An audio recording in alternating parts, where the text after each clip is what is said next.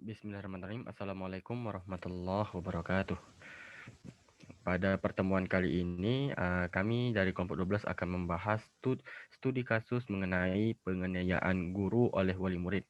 Nah, ini merupakan studi kasus kedua dari mata kuliah profesi kependidikan. Nah, seperti apa kasusnya?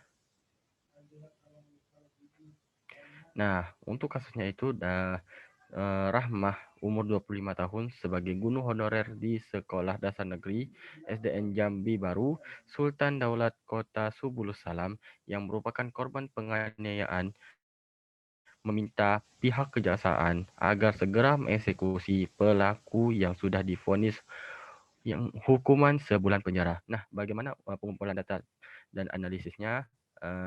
Ini akan dijelaskan oleh Farid Al-Farizi.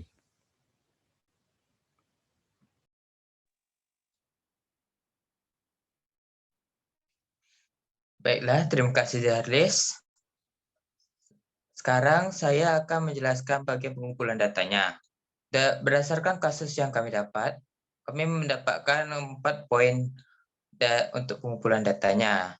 Yang pertama, wali murid menganiaya seorang guru honorer dan dijatuhkan hukuman dari pengadilan negeri. Yang kedua, tim Kejaksaan Negeri Subulus Salam Minggu pada tanggal 14 Juli 2020 sore tadi telah mengeksekusi Siti Nurhalizah untuk menjalani hukuman di rumah tahanan atau rutan. Kelas 2B Singkil, Desa Ketapang Indah, Kecamatan Singkil Utara, Aceh Singkil.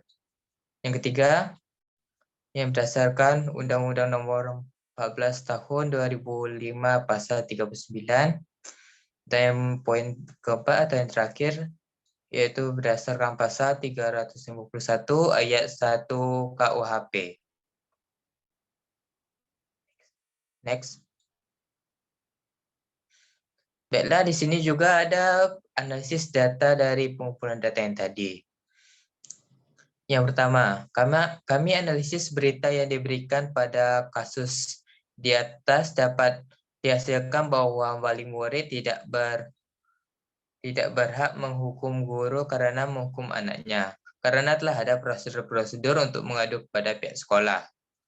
Yang kedua, kasus ini sempat ditunda dikarenakan wali murid memiliki bayi yang masih membutuhkan ibunya. Yang ketiga, berdasarkan Undang-Undang Nomor 14 Tahun 2005 Pasal 39 ayat 1, pemerintah daerah, masyarakat, organisasi profesi, dan atau satuan pendidikan wajib memberikan perlindungan terhadap guru dalam pelaksanaan tugas. Next. Ayat yang kedua,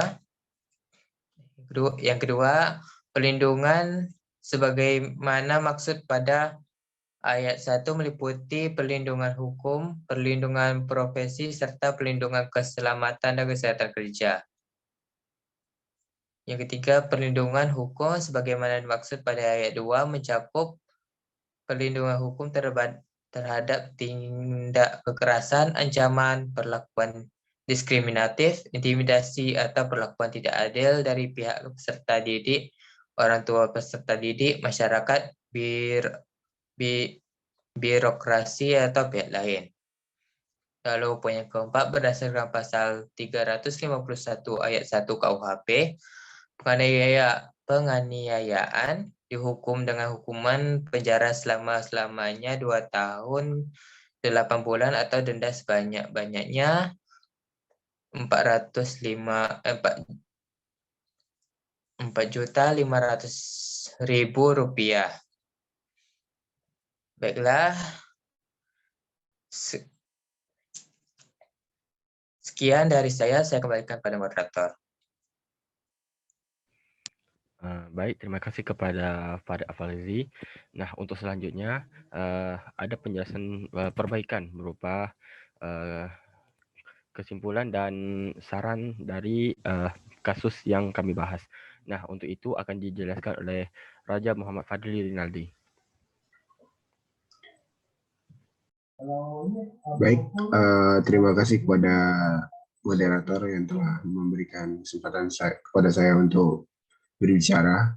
Saya di sini masuk kepada bagian perbaikan, yang dimana dari penjabaran teman-teman saya tadi dapat kita simpulkan bahwa jika seorang wali murid ingin melaporkan tindakan kekerasan yang dilakukan dengan guru terhadap anaknya, haruslah mengikuti prosedur yang telah ada di sekolah masing-masing, sehingga kita bisa bisa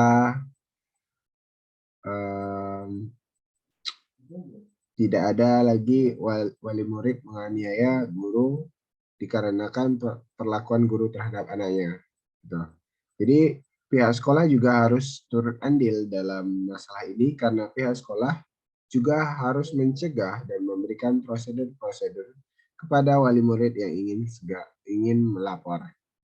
Dan perbaikan dari kasus di atas adalah kita sebagai wali murid janganlah terlalu emosi jika mendapati masalah perlakuan guru terhadap anak kita. Tetapi ikutilah prosedur-prosedur yang ada di sekolah masing-masing. Untuk pihak sekolah haruslah mengayomi masyarakat lebih lagi wali murid, dikarenakan untuk menghindari penganiayaan wali murid terhadap guru mereka, maka diberikan wali murid tersebut prosedur-prosedur untuk melapor. Terkhusus untuk kita sebagai guru, memang kita dilindungi oleh undang-undang, tapi tetaplah memberikan hukuman terhadap murid itu sesuai dengan proporsi usia dan fisik. Dikarenakan wali murid tersebut tidak akan marah jika anaknya diberikan hukuman yang sesuai dengan proporsi usia dan fisiknya, atau dapat juga dengan memberikan hukuman yang membangun dengan memberikan tugas lebih. Itu saja yang dapat saya sampaikan. Saya kembalikan ke moderator. Terima kasih. Baiklah, terima kasih kepada Raja Muhammad Fadli Rinaldi, dan itulah tadi pembahasan dari studi kasus kedua yang pada pertemuan kali ini. Demikian, terima kasih atas perhatiannya dan mohon maaf apabila ada kesalahan. Saya akhiri. Wassalamualaikum warahmatullahi wabarakatuh.